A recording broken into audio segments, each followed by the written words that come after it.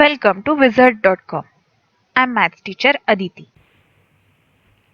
We have this question here. What do you get when you add the following decimals?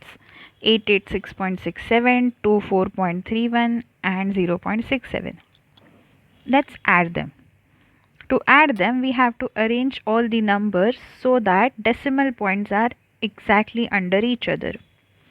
So this 24.31 and 0.67. Add. Let's see, 7 plus 7 is 14. 14 plus 1 is 15.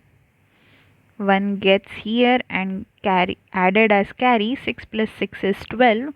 12 plus 1 is 13. 13 plus 3 is 16. This 6 written here, decimal point written here. 1 goes over here as carry. 6 plus 4 is 10. 10 plus 1 is 11. Again 1 goes over here as carry. 8 plus 2 10. 10 plus 1 11. Again 1 goes over here as carry. 8 plus 1 is 9. So we get sum as 911.65. This is the answer.